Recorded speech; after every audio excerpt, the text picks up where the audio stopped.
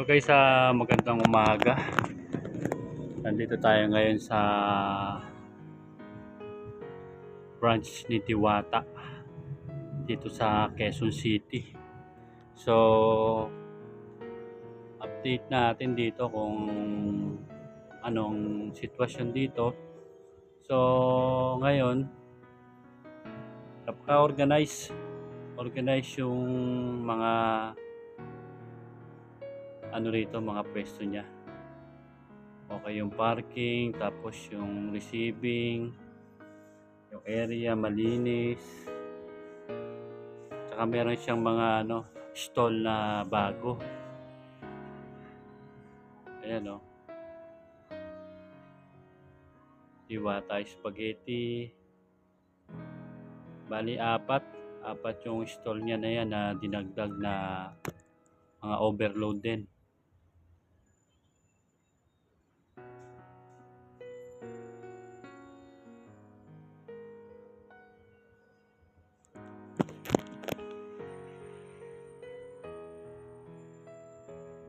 Tsaka tignan nyo guys, napaka malinis tignan kasi nga kanya-kanyang table at nakaayos na mabuti. So guys, subscribe kayo sa aking channel, Melvs TV. So update natin itong Diwata Paris Overload dito sa Quezon City branches niya, dito sa Luzon Avenue. So yung kung i-compare mo sa pwesto ni Diwata sa Pasay, mas maayos ito, mas organized itong branch niya na to sa Quezon City. Hindi kalat-kalat yung kumakain, so nakaseparate sila.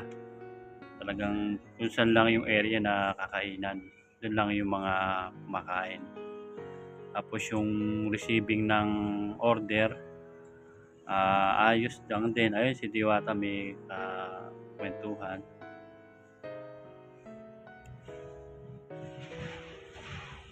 So ayan guys, napaka-organized at malinis tignan.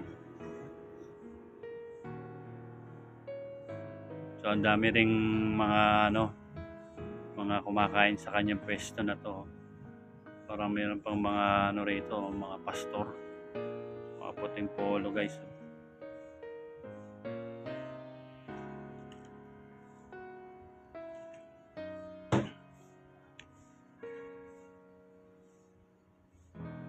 Pletos din mayroon pang mga ceiling pan sila para sa mga customer para hindi mainitan.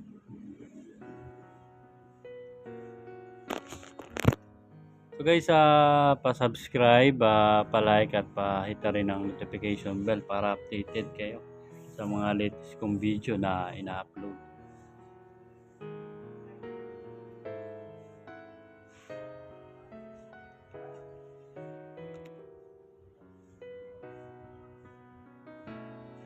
So yung pagkakain, mga halimbawa, nandito yan guys, paradahan, pasok mo, labasan.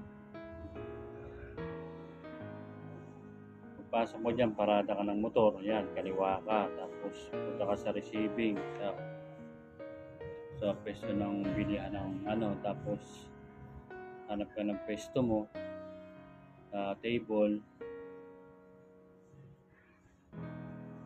Yan guys.